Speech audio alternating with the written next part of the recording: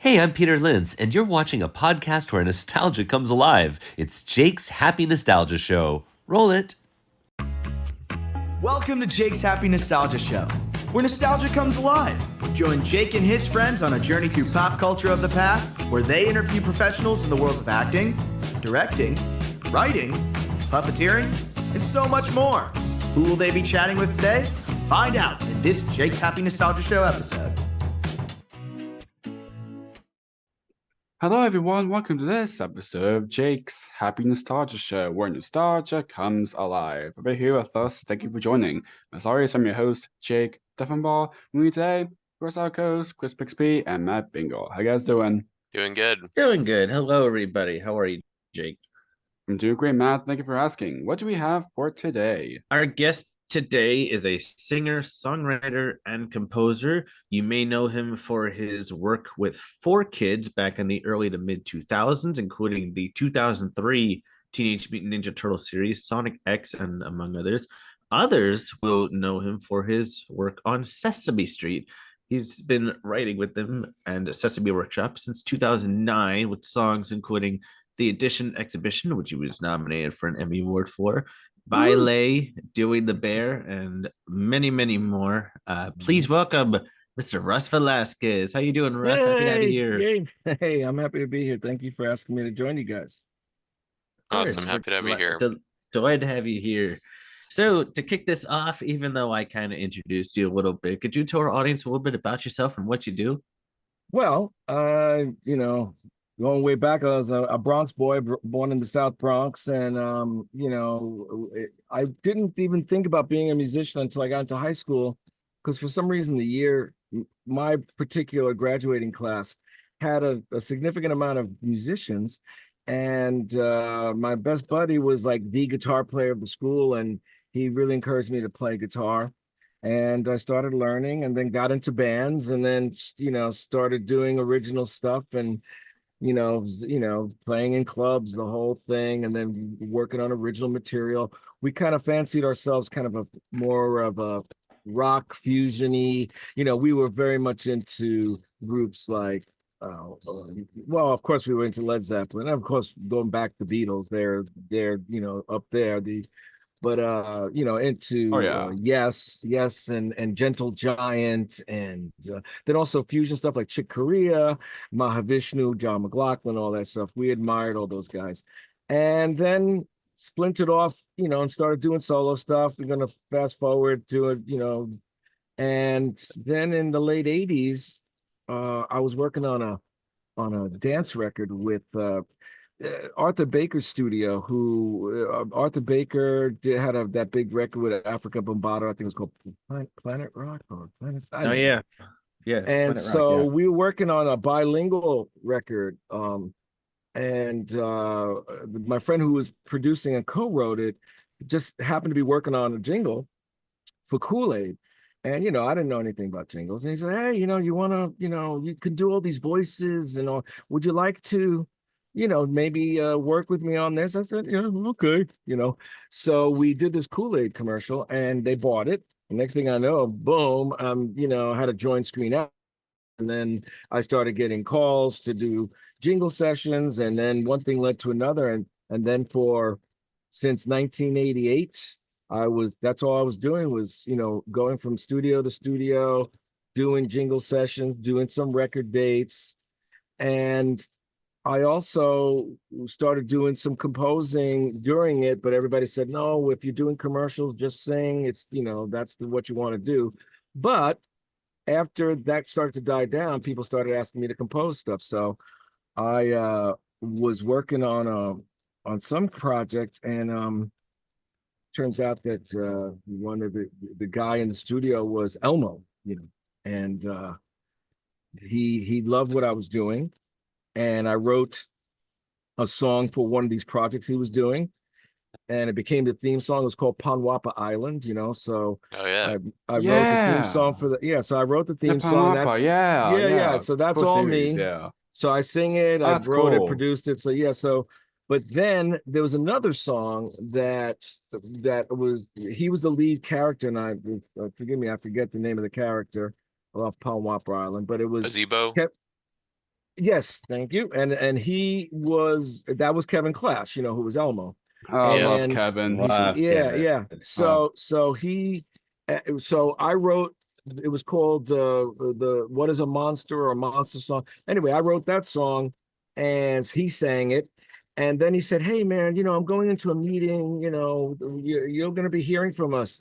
And that kind of started my whole Sesame Street thing. Working on. I wrote a bunch of songs. I mean, each there's several episodes that I wrote a bunch of these tunes. Plus, I was working on their Sesame Street's all over the world. They have things they do in Europe, things they do in China and Asia, South America. So there's all these different departments of Sesame Street. So I was writing music for all the different departments. They also had their reach out, where they have this whole department that teaches the kids about emergencies, what to do in a fire. And then, of course, when the pandemic hit, they had a whole thing about the pandemic, and I wrote a bunch of songs for this reach out project for them about the pandemic, and also did a bunch of underscoring. And then also in the meantime, I was working on a lot of the Japanese anime. It turns out that my friends became the music director for 4Kids. And a little project fell into the laps called Pokémon. And so that became boom. From that, it was Ninja Turtles, One Piece, Sonic X. And so I wrote the theme song for Sonic X, wrote the theme song for One Piece, wrote the theme song for Ninja Turtles, not the original one, the second one, and did a lot of work on Pokemon. I sang the theme song for the original, but then because of a little thing called money, I backed out of the singing the original one, but I sang the second one, Pokemon World, and then I wrote "To Be a Master," which was the lead, the title song for the CD, and we did a lot of that. So that's kind of what I've been doing. I mean, that's a little while ago, and then I was on tour for pre-COVID for about 10 years with a band called the Hitman, and just basically playing and singing around the country, doing a lot of oldie stuff. I was working with some of the guys from you guys may be too young for that, but you heard the show Jersey Boys. A little bit, yeah. It was about a group called the Frankie Valli and the Four Seasons, and they were a very famous group in the 60s and the 70s. And so there were members of that band. We kind of put together this other band called the Hitman, and we toured for about 10 years. Then once COVID hit, I quit the band and basically didn't do much of anything but enjoy my kids. So I only have 6 of them. And then recently, been doing spot live gigs, vocal sessions here at home, and occasional projects here and there. But, the work isn't as tense as it used to be. I've kind of calmed down a little bit, so to speak. So that brings it to right now. So there you go. Nice. That's great. Did you always want to work in music or voiceover? Oh, well, I did once I got in, like I said, I stumbled onto the jingles because, I was working on a record and my friend was, trying to start a music house. We did Kool-Aid. And once I got in the business, because I thought I could never be a part of it as a singer, first off, because I always heard, if you're a studio singer, you got to learn how to sight read, and you got to, and I don't sight read music, so I thought I could never do it. But my friend said, no, you can do it. And then once I got in there and started working, and then people were asking me to do voiceovers, and people, like for instance, Kool-Aid was perfect because it was all these different characters. I had to be a Sandman, I had to be a tarantula, I had to be a pterodactyl, and all that. So it allowed me to show them what I could do, and that kind of led. And once you started doing it and people started liking what you're doing, you got more confident and more like, yeah, I could do that. And once you're in there, then people hear you go, hey, you got to check out this guy. And word of mouth gets around, and hopefully, you get a little work, which I was fortunate enough to do, so. Nice. Nice. You had mentioned some a little bit earlier, but who were some of your biggest musical influences or inspirations? Well, I mean, you have to start off with the Beatles. The Beatles were, Oh yeah. they were Oh it, yeah, absolutely. I think Mhm. they were an influence for so many people. I mean, again, I'm a bit older than you guys, and I was a little kid when I saw the Beatles on the Ed Sullivan Show. And if you hear a lot of musicians talk about when they were, of the age of to see them, and some you talk to, or look at so many artists, they'll say, when I saw the Beatles on Ed Sullivan, like, I want to do that, and that they were absolutely the main influence. Just in terms of, I just love their music. I didn't pick up an Oh instrument yeah, oh yeah, until high me school. too.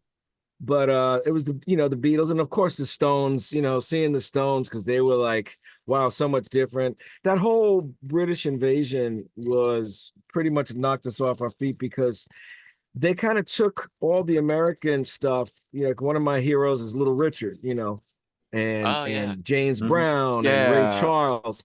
But they took it yes, and they yes. kind of Great made it, names. Great they made it a names. little bit harder. They made it a little bit more, just gave it a little different flavor to it. And I guess because they were British, we were fascinated by these British bands, with their accents, and like, hey, yeah, we love, James Brown, and all. So we kind of were fascinated with the whole British invasion. But then I was, another big influence. It was Motown, Stevie Wonder, like I said before, James Brown. And the thing also, my father, Victor Velazquez, was a salsa singer in a Latin orchestra. So when I was a little kid, that's what I heard at home. My father was in a salsa band, he gigging 4 nights a week, blasting salsa music in my apartment while I was, in my room with a little pillow speaker, with the radio, listening to the Beatles and Motown and James Brown. So I had a lot of music of, so many different flavors of music that I grew up with, so I think now they all influence. There's something in there. Whatever I do, there's a little bit of all that in there, so. Nice. Nice. So kind of starting off on the music side, do you remember your first composing job, at least professional wise? Yeah, yeah, I mean, yeah, it actually made money on. So that would be a Coca-Cola commercial that I did it was international, so it wasn't played here, but I had done a session for one of the music houses, and one of the guys there told somebody else about me, and I get a phone call. Now understand, we didn't have cell phones, we had pagers, and you know, somebody, we used to use a service that people would call the service, and then they would page us. So I get this, number to call. I'm like, oh, who's this? So I called them up and like, hey, how you doing? We love your stuff. You want to write a Coke jingle? I'm like, what? So I did, and they bought it. But again, it was in Europe, somewhere in Europe, that it got played. But that was my first, like, ooh. And I thought, ooh, Coca-Cola, I'm gonna make so much money. I made tens of dollars. So it wasn't exactly a lucrative job, but it sounds good on your resume, Coca-Cola International. Ooh. So that was the first one that I think pretty much that it was my first paying music gig, so. Nice. That's great. Now, of course, for many years, you were a singer and composer for various projects under 4Kids Productions. So how did that job kind of first can Well, be? what happened was, my friends John Leffler and John Siegler, I did a lot of work for them for years doing commercials. They had a music company, and they got hired by this guy Norman. Oh God, what's his last name? Rosfeld and Al Kahn. Al Kahn was the CEO of 4Kids.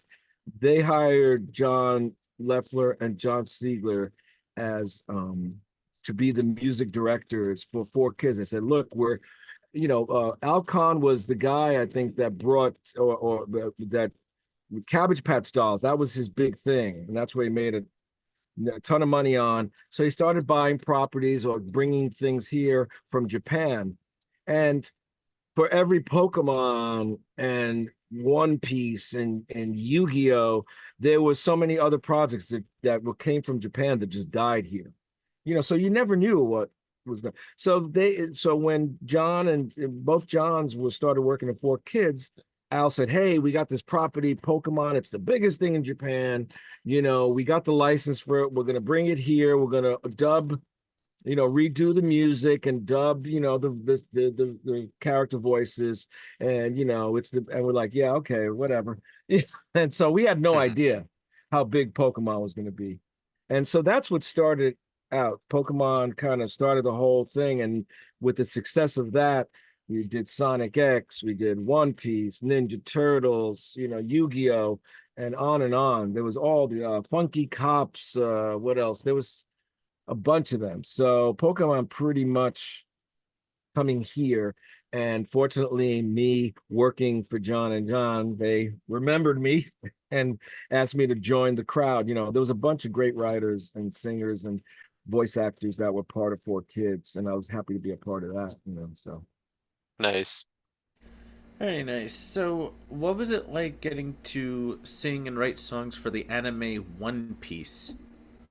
Well, again, that was one of the properties that they had, and they needed a theme song. So it was a competition. I mean, it wasn't like, they said, Russ, you got the theme song.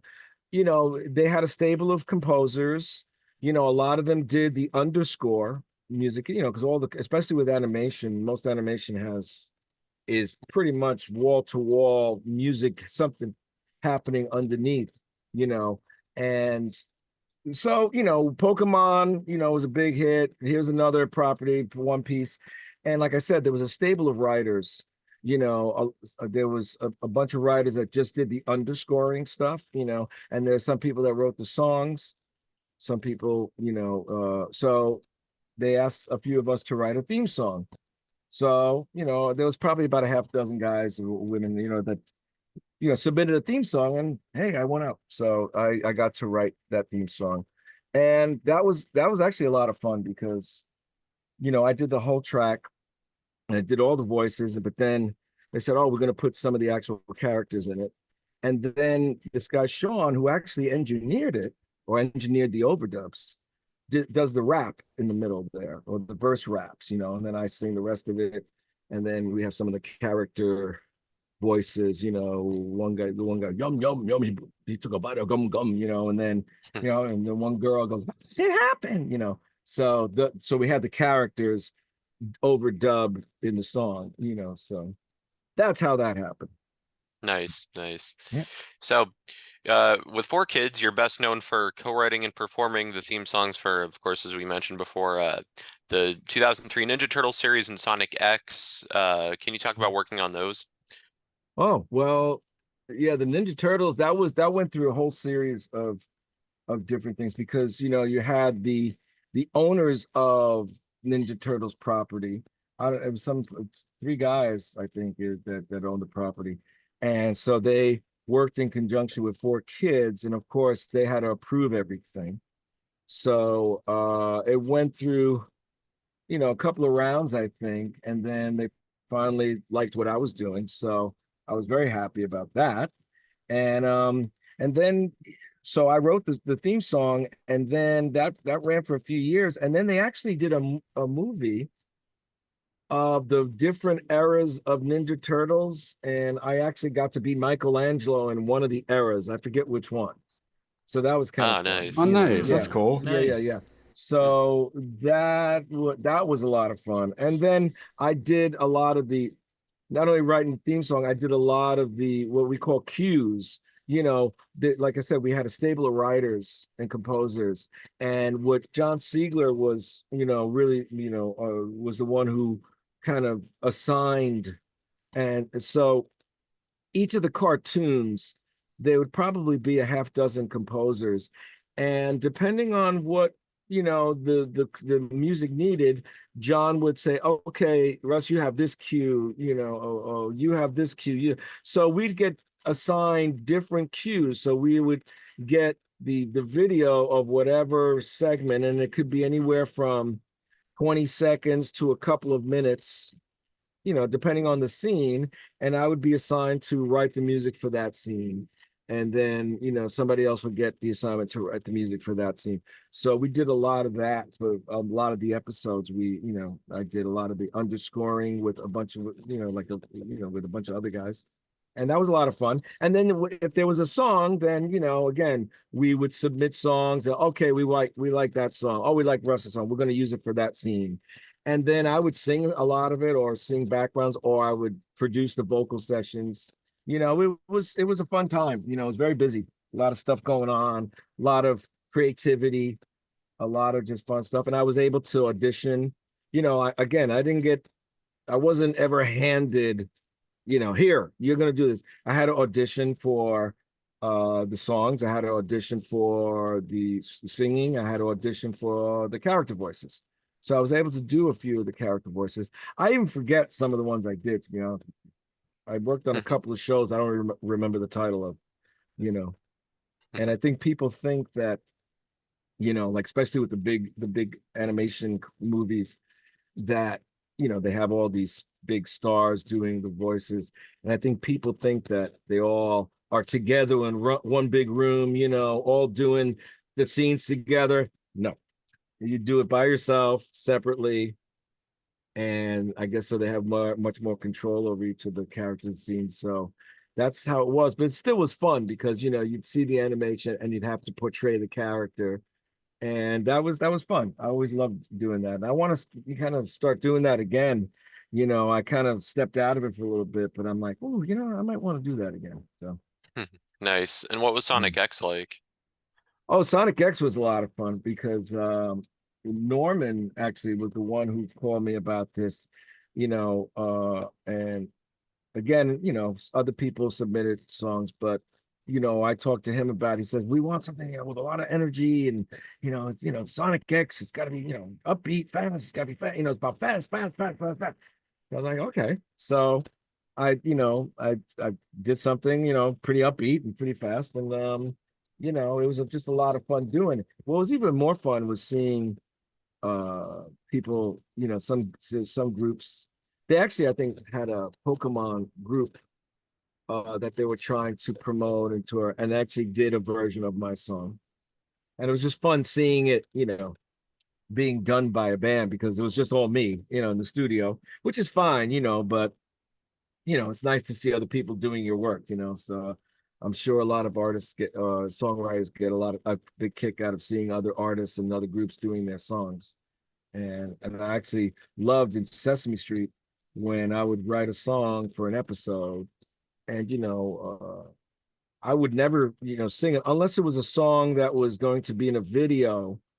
In terms of the TV show, all the songs that I got assigned, I had to work for the characters. So, okay, this is a song for Elmo. This is a song for Cookie Monster. This is a song for, Big Bird. So when I did the demos, they were then they had a live band that then they would transcribe the music for the band.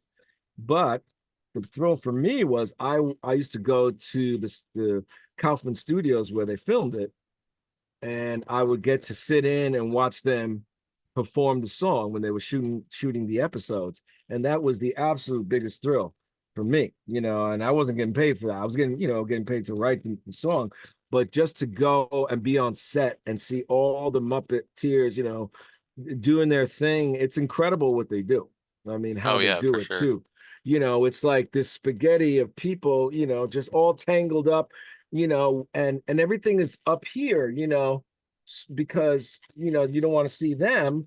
So they're up here like this, and they're looking at monitors to see how the things are, going, and it's pretty remarkable. And sometimes somebody's arm is here and another arm's here, and and actually with, I think it was with Ernie, it would be one hand from somebody else and another hand to control Ernie. I'm assisting, yeah.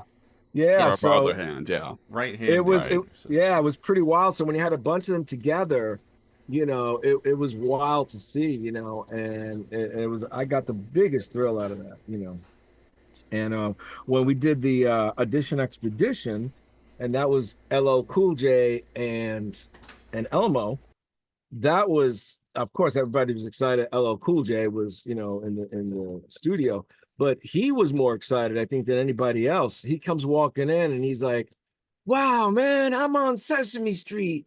Wow," so he was so excited just to be on Sesame Street.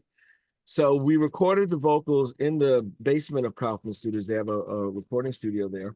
And then we came up and then we shot it, and I was, just standing where you saw where the camera was. I was right next to them, watching the whole thing.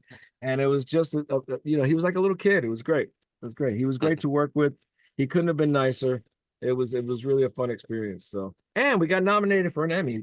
So Yes, that was fun. Yeah, Absolutely. so happy about that. Always seems like that kind of reaction as well, because we've had previous guests, tell stories just like that. When celebrities are on, Tracy Chapman's a perfect example of that.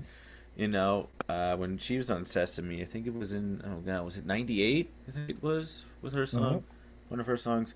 She got teary-eyed when she was on Sesame. So it really is remarkable. It is, this is no lie. It is a magical experience, a magical place, to see, because hey, we all know the set, we know the stoop, and you go there and then you see these guys. And then when I've seen, I brought my kids to the set, and I've seen, other kids, and they are so like, man, when they see Elmo and they see Grover and they see Abby and they're not even looking at the puppeteers. They're just like totally fixated, and they're like, and there's Elmo talking to them and Grover talking, and they're like, wow, So it's incredible what they do. It's great. I was it really is.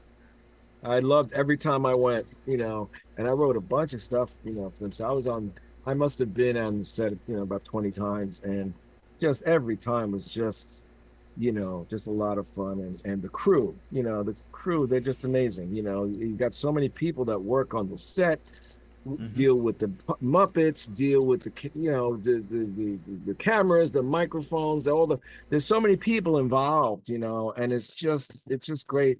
We're all gathered around while they do their thing, and it's just great. I loved it. Absolutely. So I'm kind of curious, do you have any favorite songs that you got to write for Sesame Street? Yeah, well, I love Addition Expedition. I love that one. Oh yeah. I have to you know what? I have to kind of remember. Oh, there was a song called The Number One, which what was his name? The son sang. Miles?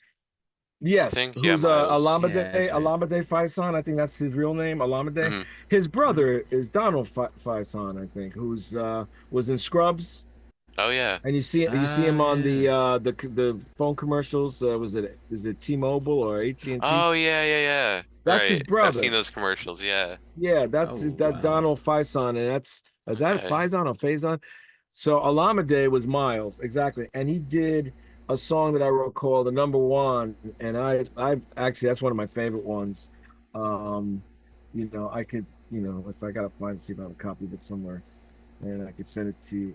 I actually have the version I sang, because like I said, I would do the demo, then I would give it to them, and then they would transcribe it, and then they had an agreement where, the musicians, so that the musicians had a steady gig, the musicians would do it live when they filmed it for the show. So I only would do the demo, give it to them, they would transcribe it, and then so I never got copies. I never got copies of their versions. I could only see it when it's, if you, I guess HBO, you can probably look up a bunch of episodes, so I can see it there. But I don't have copies of the final versions. But I have my versions of it, which I like. I like my versions of it. But Number One, that's one of my favorite ones. And there's another one, I think it was called Forward Backward Dance. And then where a Miles singing that too. Yeah. And then there was what was the one? Is it You're Speaking Spanish? Oh, and then there's I Go Beep. I think it's called I Go Beep, and it's Grover and Prairie Dawn. and it's a real Latin-y kind of flavor thing, and I really like that one. And another song called On Our Streets, but that was for the animated Sesame Street project, and I forget the title of that. So there's a few that I really enjoy. Yeah, I enjoyed actually most of them. There's actually a song about going to the bathroom. They're teaching kids how to go before you go. That was the name of Go Before You Go. Yeah, it's right. called Go Before You Go. And what I got a kick out of was Kevin Clash was on the Tonight Show with Jimmy Fallon. Oh, And he was yes. promoting Oh that. my gosh. And, Yes. Right. and they had the band. that They had band. the what's his band's name on the Tonight Show? The Roots. The Roots. The Roots. Thank you. Jeez, I can't. They had the Roots play the song, so I was like, "Oh wow, the Roots are playing my song," But it's like you gotta go, go, go, go, go. You gotta go, go, go. And it can't be slow, So it was a fun song. But I got such a kick out of seeing the Roots play it. I mean, it was only I only got to hear about 15 seconds because I kind of led into a commercial. But it was fun to hear them, doing my song. So I got a kick out of that. Nice. Yeah. That's wonderful. I mean, I love them you kind of talk about a little bit about, of course, I love the doing the bear. Yeah. song. Oh Doing Bear's a great one. yeah. That's a good one. Yes, that's right. Yeah, Yeah. yeah. Again, I have my version of it, but I mean, it's me too. Oh, there was another one. Jump back Jack. It was about the kangaroo jumping. Yeah. Get your jump yeah. back, Jack. Get your yes. jump back. Thank you. Yeah. Get your jump back, That's Jack. And I have like that one. Thank you. See, there's ones I forget about. And the bear, yeah. And You're Speaking Spanish. That was another one. There was another song that was for again one of these DVD projects that we did, and it was called The Name Song, and it was with Grover and who's the Spanish character? Rosita. Rosita. Rosita. How can I forget her? I love her. It was like the name song. My name is Ballet? No, it's not Ballet. That's a different one. That's a really good one, though. My name is I sing this song. Oh shit! I forgot the title. But it was not for the show. It was for a DVD, and I love that. I love that song. That's but I forget. Is it called The Name Song or the? Anyway, it's Grover and Rosita Rosita. Oh, another one is love the something Elmo.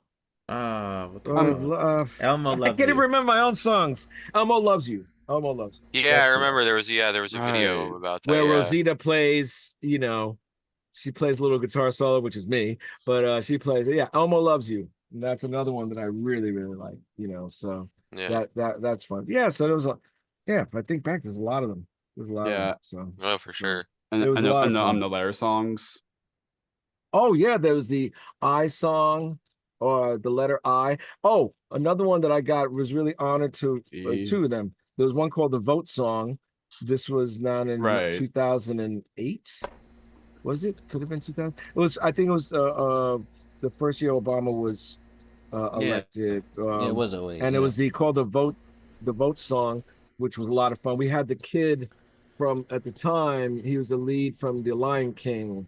Sang the lead on that one. And Oh, it was the wow. Vote Song. Wow. That's so, nice. That's yes, that was cool. fun. And then and then I was really honored. I wrote a song about 40.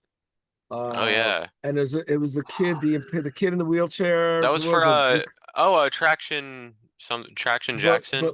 but or something. I'm 40 by 10 song. Yeah. 40. I got to go, and they're on the roof, and they see what's their name? But what's the character? I forgot his name. Anyway, it's an animated, but it was a recurring character. And I forgot his name. I should have. Traction don't talk about Jackson, is it No, I something don't like think that? somehow it doesn't ring a bell, but you might be right. But I'm gonna Was it? Let me see. No, it's not that. No. I'm gonna no, see if it's I not can that. quickly find them. But that was see now you're making me Oh, like remember. was it Imagine I words. Yeah, or that was sweet? another one. That was another one. Imagine. That's the one I think was on the roof, right? Where you see the letters. Yes, it's yeah. Jeez. And See then that? the You're like the adjusting my twin memory. song. Right. There was the twin song. See? Oh yeah, yeah. Just I keep on forgot. going. I forgot. I Oh my gosh, I forgot forgot. about that. I forgot about one. that. Yeah, I I forgot about that's that. right. No, I swear, I forgot about the twin song. That was a lot of fun doing that because it kind of went to a lot of different things, and then it was Chris and who was the girl? The girl. Oh my Wasn't God, it? I can't. Wasn't it his Gosh. actual sister, like in real life? I think it was his sister. Yeah, Yeah. geez, I can't remember. I'm gonna say, yeah, I'm trying to look it up here if I could find out, see what it is here, and if I can find the actual character. And my computer's really going very slowly. I guess maybe because I have the Zoom up open or something. I have to get a new. I have to get a new Mac. So let me see here. YouTube, my channel. Okay, let's see here. Wow, it's really slow. I think it's anyway. I have a Sesame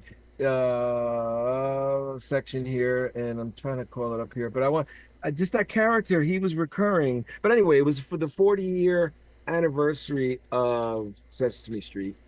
So now what are they up to now? They're approaching 50 something, right? Already? Yeah, 50. They just Yeah. well, they've recently finished filming season 55. Yeah. So that was 15 years ago.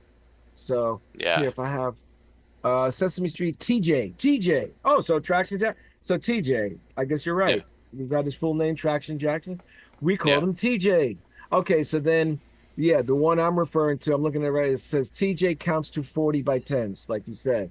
And then there was Elmo Loves You. There was also a whole series of songs I did about Ernie's emotions. And I did, which I got a kick out of doing different versions of. I didn't write the song, but it's a famous one. Put Down the Ducky.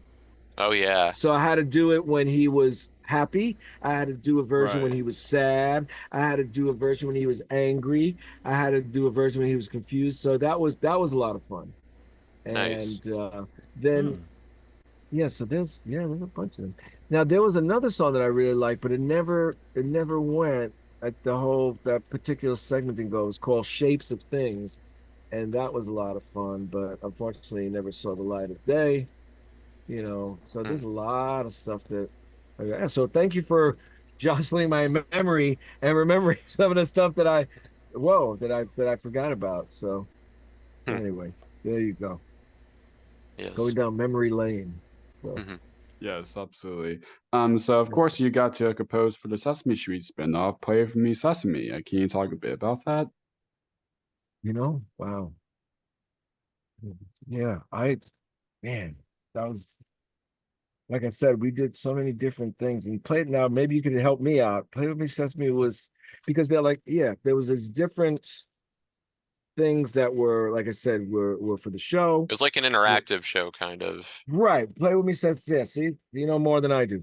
Because sometimes, they would just briefly tell me what the thing was and then just say, could you write a song, blah, blah, blah, blah, blah.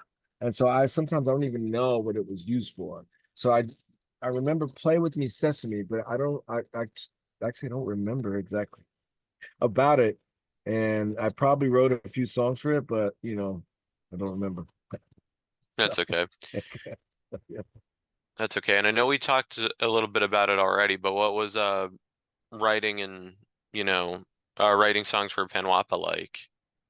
Well, that was fun because they wanted like a very like island, not even so much island, but very ethnic and percussive, and it was supposed to be this fictional island, and so and how that came about, and that's really what started my whole career with Sesame.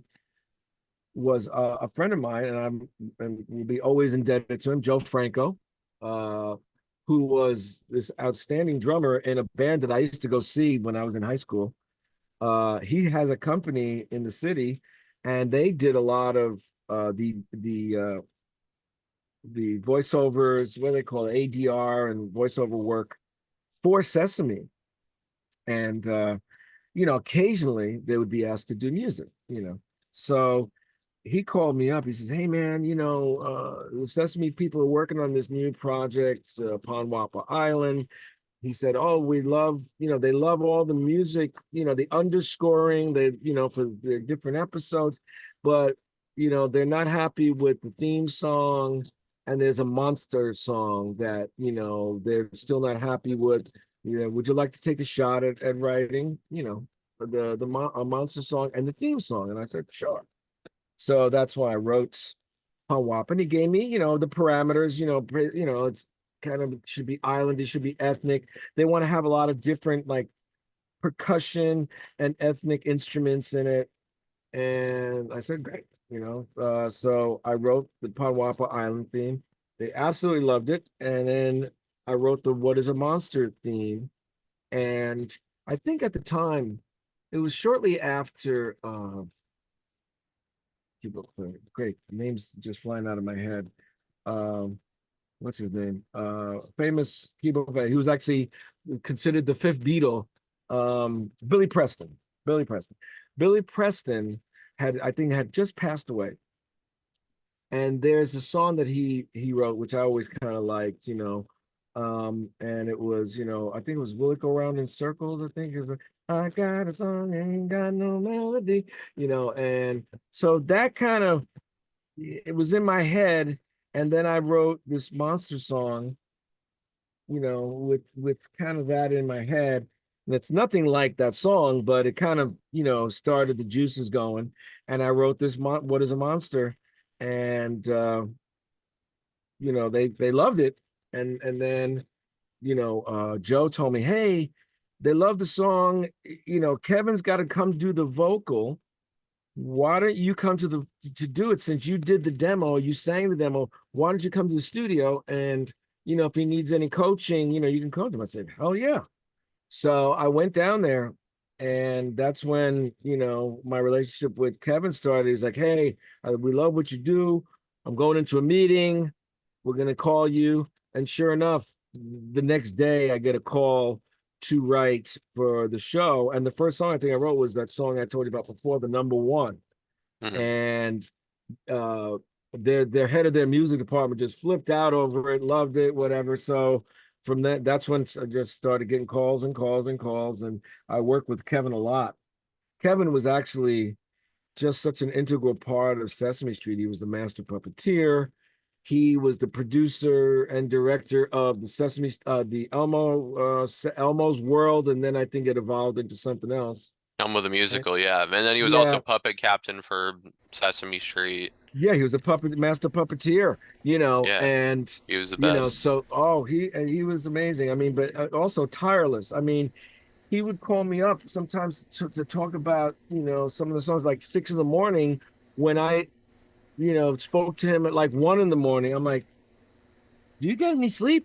And he's like, "Oh, please," So, yeah, and he would always say, he would always say, it's about the kids. It's about the kids. He would always say, "It's about the kids, about the kids." So he was so dedicated to it. And of course, he was great at what he did, and so I love working with him. He's in LA now, and I actually spoke with him last year. We text each other sometimes, and we can't seem to catch up with each other on the phone, actually, old school on the phone. But I hear he's doing okay. So I hope to actually speak with him, maybe actually see him one of these days, so. Yeah, no, he's Yeah. currently he's done a lot of work with the Jim Henson Company. Yes, and I Yeah. heard Lately. there's a documentary, right? I think about Jim Henson. Yeah, Yeah, Idea Jim- Man. Idea Man, yeah. I love that documentary. Beautiful I documentary. got to see it. Now I haven't seen Oh, it. you should. So great. I It's a did great get to meet Frank Oz, and I did get to see Frank Oz do Grover, because every once in a while he would come onto the set and they'd have him do Grover. And so I got such a thrill out of meeting him, and then also watching him do Grover. So the original Grover. So that was a big thrill, And Jim Henson is just totally revered, there. So Yeah. they all And, adore him, so yeah, and of just course, Kevin's not just doing with Henson, but also doing things now with Rock and Walk Back to Rock, Oh yeah.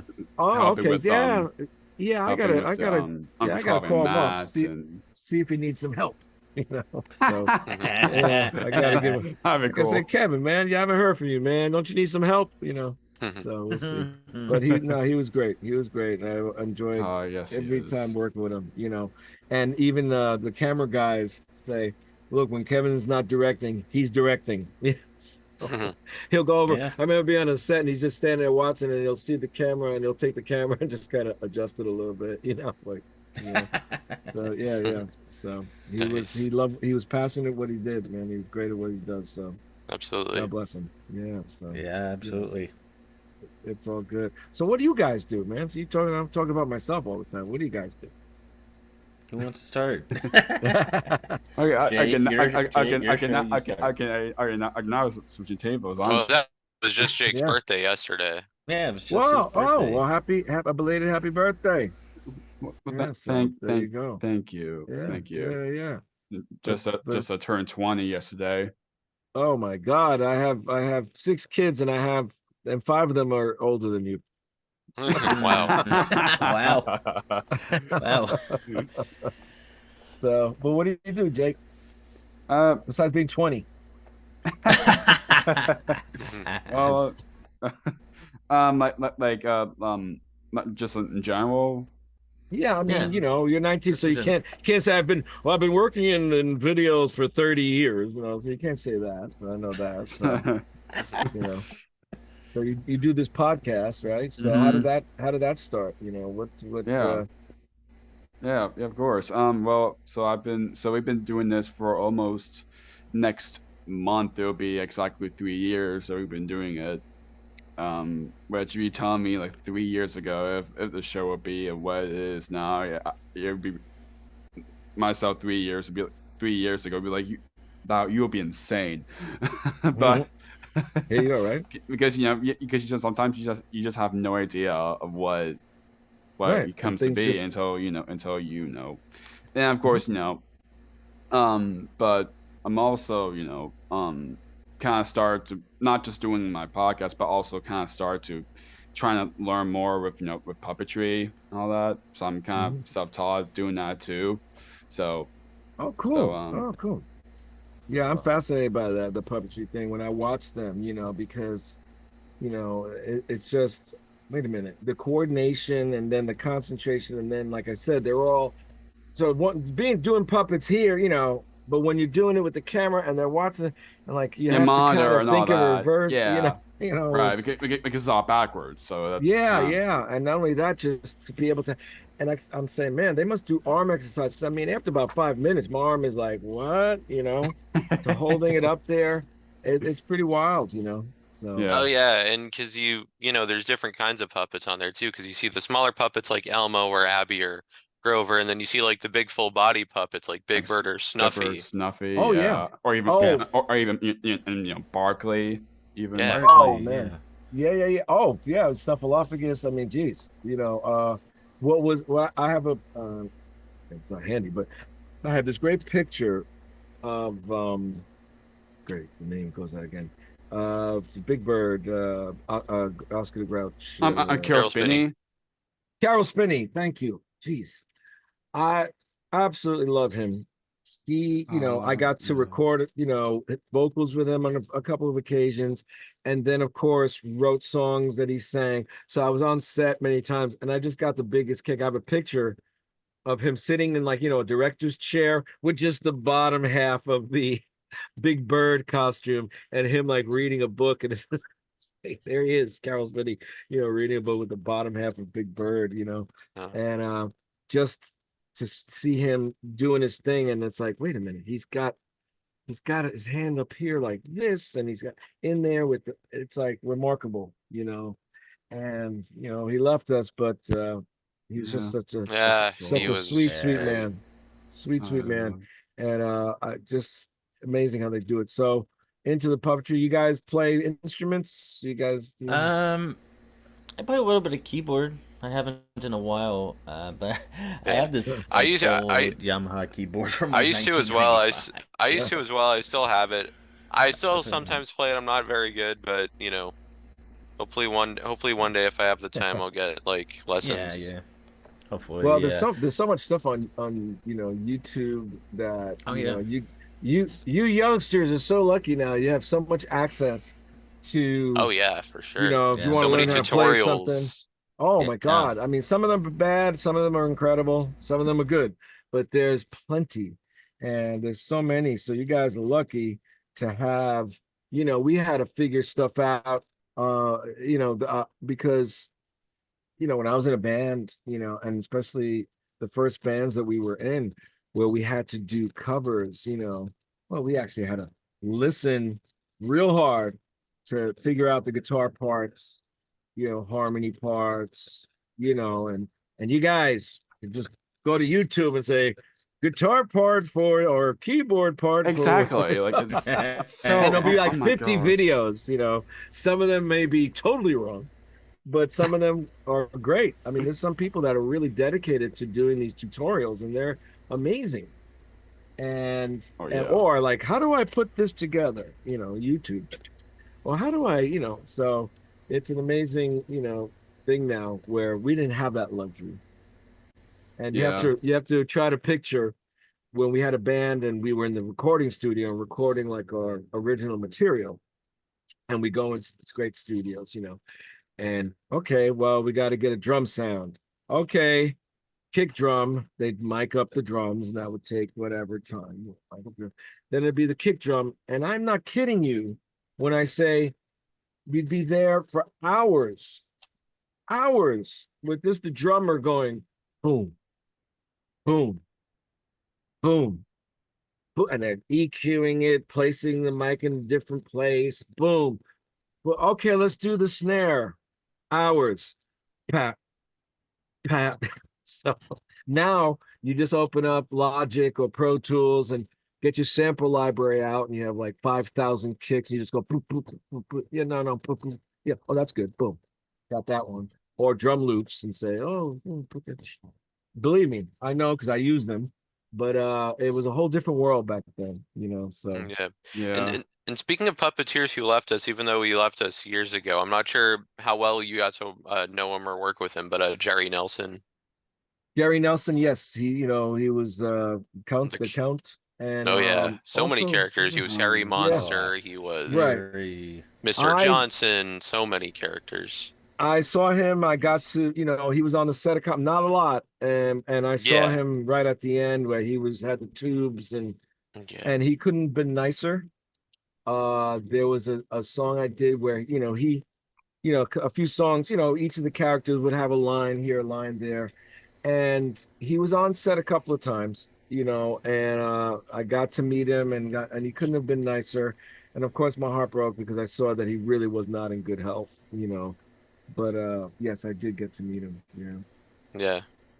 but and Carol Spinney though I got to work with a few times and got to be on set with him quite a few times, so that was a real treat for me. And hey, I got to go into Oscar's, garbage can. So Oh, nice. That's nice. great. Nice. yeah. That's wonderful.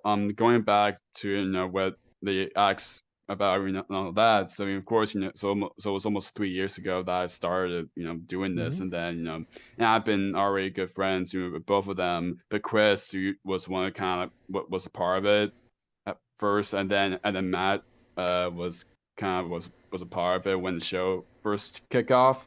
So About 6 months. About 6 months after it began, I'd say. Yeah. and Oh, we've just been doing it just of course as a fun project, and we'll see what happens. Yeah. Oh Mm. yeah, We've man. had a lot of other Sesame folk. We've interviewed Oh, Kevin. yeah. We've interviewed. Oh wow. We've interviewed Joey Mazzarino. We've Oh interviewed. yeah, Joey was the Yeah, head our writer. show is Yes. just It was just his birthday recently, and I wished him a happy birthday, and he wrote back, Joey was great, Carolyn Parente was the executive producer. Oh yeah, and we'll be but- speaking to her next month. Oh wow, well please tell her I said hey, Oh, for sure, She's yeah, absolutely. she's working on some show. now or whatever. I She think was a it's sweetheart. Loved yeah, working with her. yeah, she's great. You know, oh man, just so many people. I mean, the And camera the writers guys. too. Oh You got to yeah. work with a lot Well, of the Writers, yeah. writers oh on yeah, the you songs know, too. there was Annie Evans, and Annie Yep, Evans, Annie yep. Evans, she yep. who's love married Annie. to she's Marty, married, yeah. yeah, Marty Marty Robinson. Robinson, you know, Very Uh, dear and friend of ours. love well, Marty too. well, yeah, Annie and I co-wrote, you know, a bunch of songs, you know. Yeah. You know, I should probably get a list of who all the co-writers were, but her and I, Chrissy, what's her last name? I just know it's Chrissy. Chrissy Uh, Ferraro. Yes. Chrissy Ferraro. See? Belinda Ward, who's a good friend of Belinda ours. worked with her. Yep. Yep. Had her But on. yeah, Annie and Chrissy, I think maybe we and Luis Santiago. Is that his name? Yeah, Luis Santiago, yeah. I Yes. love Luis. Love Luis, Yeah, yeah. he Luis is did great. stuff with him. Man, they So had a many. whole crew, and I Oh, was yeah. just very fortunate. Because depending on the episode, would depend on who was writing, or they'd have several people that wrote. They would send me the script, and then I would see who's the writer, and then if I had any questions, I would ask them, and then when I go to the set to see it, they'd be there, and I get to, talk and hang with them. So that was always fun. I mean, that was one of my favorite things, going to Kaufman Studios and just, spending the day with those guys. Then we'd go out to lunch or whatever, and then they'd have at the end of the season have the wrap parties at the billiard place around the corner, and that was always a lot of fun too. So there's a lot of great memories. Once Kevin left, I pretty much curtailed my involvement. Unfortunately, a lot of people left. I think once they went through a lot of changes.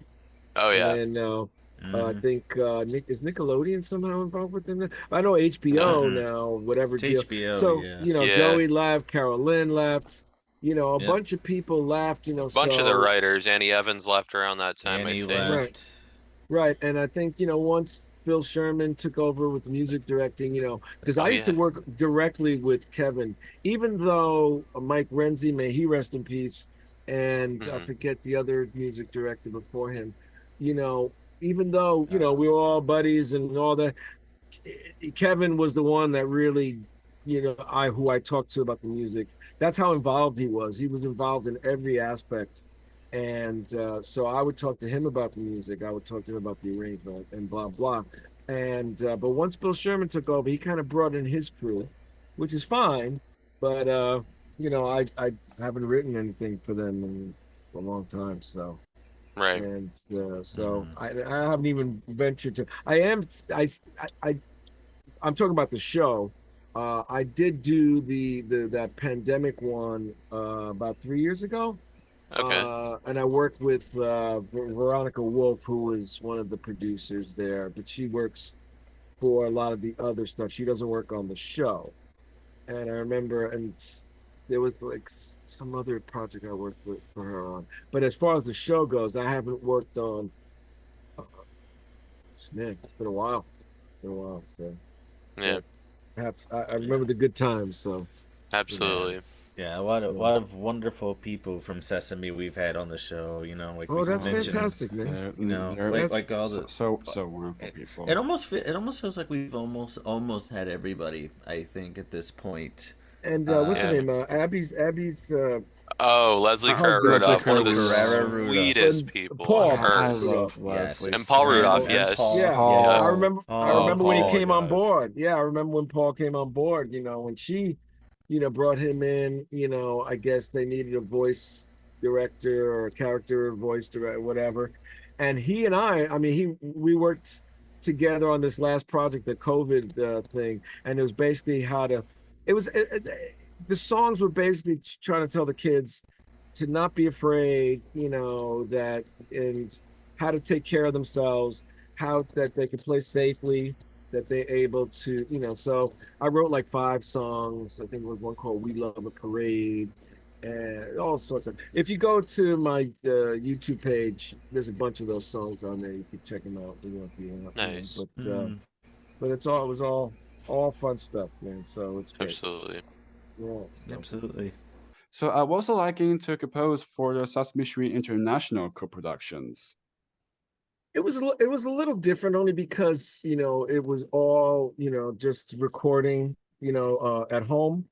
And it wasn't like going onto the set or working, it was basically I would be sent the materials, the scripts, the descriptions of the kind of stuff. And then, just pretty much working and doing all the stuff at home, which I love. See, I love the process.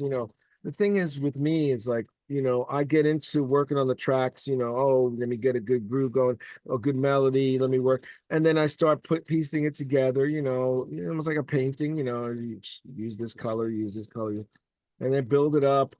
And then, when it's finished, you send it off, and sometimes there's some revisions, which is all well and good, and do the revisions. But once it's done, it's like I'm done with it, and I just so those particular things, it was basically doing the stuff at home, getting a real thrill out of it, and sending it off. And I would rarely ever see it, because it was international.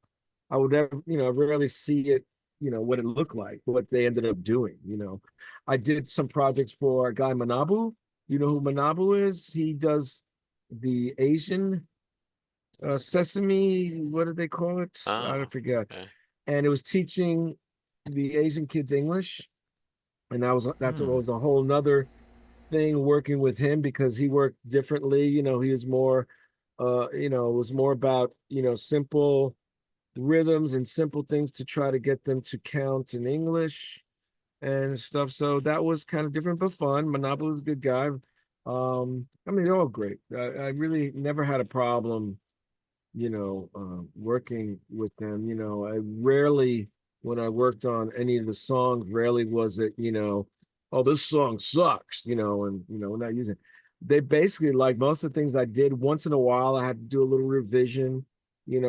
Things might have been maybe a little too fast, or the melody might have been a little too much. Again, it's for kids, so you want to try to keep it fairly simple, and obviously you want it catchy, and you don't want things too complicated. And sometimes if I overproduce the track, they're like, look, we have a band that has to recreate this, so we have to simplify it, so I was like, okay, I got you.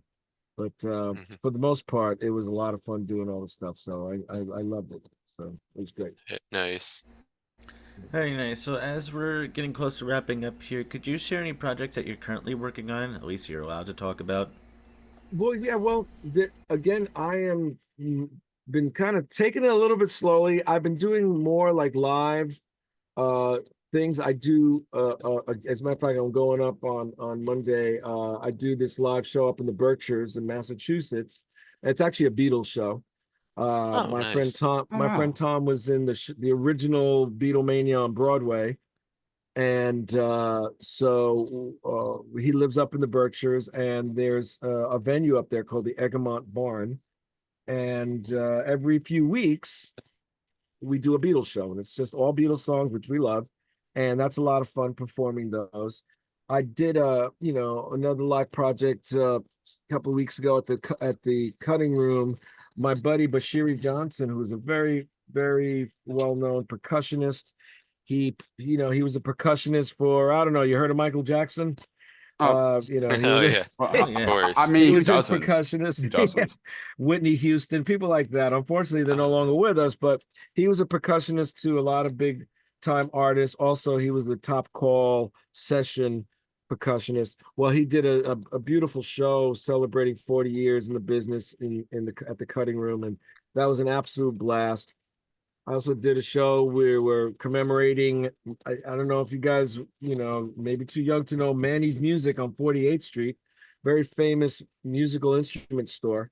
Well, the owner passed away, recently, and his daughter did a whole big tribute because it was the music store. I know there's Guitar Center and Sam Ash, I think, is closing all their stores. But back in the day, as they say, Manny's was the place. Every artist, every group you can think of bought all their instruments there. And it was the real kind of centerpiece of 48th Street, which was the music, store street, 48th between 6th and Broadway, or 6th and 7th. And we did a big show for that. I do vocal sessions at home. I do a lot of parody stuff, like radio stations. They do parody Right. songs, and Yeah. I would be one of the singers to do the parodies. I just And just you did also one the do other it on the day. Hitman. You're also part of Hitman. Well, too, I recently. quit that band a few Was. years ago. I was touring for 10 years with them, but I quit that. So I'm not doing that any longer, but just Gotcha. doing session work at home when people need vocal tracks or whatever. I do that here. So that's mostly what I'm doing. Like, and then like I said, I sit in with people. Like tonight, I'm probably going to go up. My friend's doing a show up in Westchester. I'm probably going to go up and sing a couple of songs. Tomorrow, another friend is playing up there, and I'm probably going to go and sit in for a couple of songs, which is a lot of fun. Last week I did the same thing, so I do a lot of sitting in, so that's fun. That's a lot of fun. So that's basically what I'm doing now. I want to try to maybe I think I mentioned it before. I want to try to maybe get back into doing the character voices uh and do some of that. So I kind of see if I can get back in the business. See if I can get Yeah. back in it. Because that was a lot of Nice. fun. That was a lot of fun. So Nice. So the Awesome. last Excellent. question that Jake is about to ask is a question we ask all of our guests at the end. Go ahead, Jake. Thank you, Chris. So, of course, this podcast called Jake's Happy Nostalgia Show. When you think of nostalgia, what do you think of? In your own words, how would you define the word nostalgia? well, nostalgia for me is something that, first of all, that I love and I think about. And so when I think of nostalgia, I think of like old movies and old movie stars. That's always, and the old fashions. Then I guess when I think of nostalgia, I always think of something in black and white.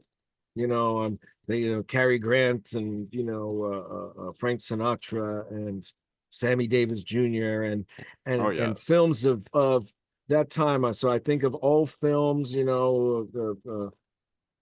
Yeah, I mean that's when I think of nostalgia, because that's something nostalgic. It's then boom, I go and there's Marlon Brando and there's Cary Grant and there's Elizabeth Taylor and there's people like that. So that's kind of and I think of all the old restaurants and bars, scenes that you see, the old New York City. That's when I think of nostalgia. That's what I think of. New York City Nice. streets back then, but in black and white for some reason. I don't know why. So That's great. there you go. Great would sound on. Well, Awesome. it was a pleasure, fellas.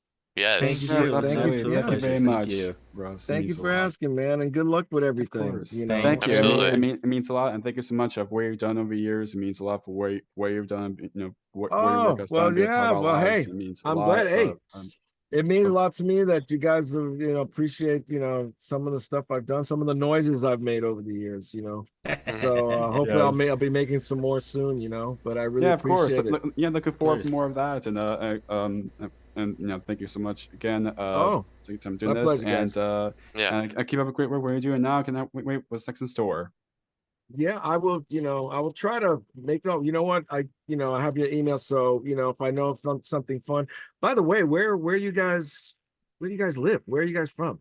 I'm in Massachusetts. Been here What most of my part? life. I'm in Cape Cod. Oh wow. Okay, good for you.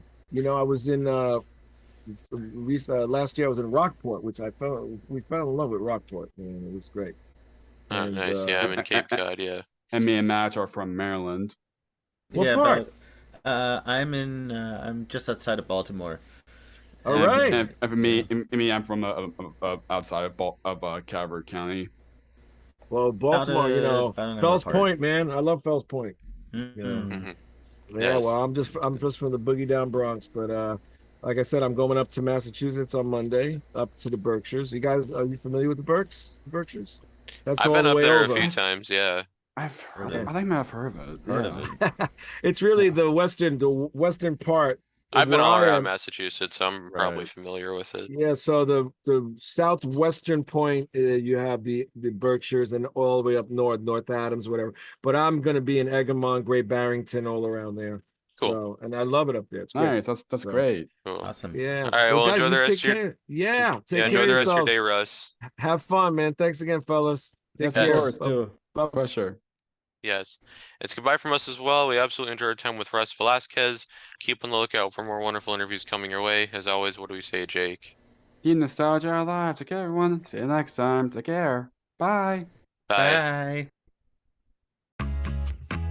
Thank you for tuning in to another wonderful Jake's Happy Nostalgia Show episode. Be sure to follow Jake and the Happy Nostalgia team on social media, check out our website, and stream the show wherever you find your favorite podcasts. And as always, remember to keep nostalgia alive.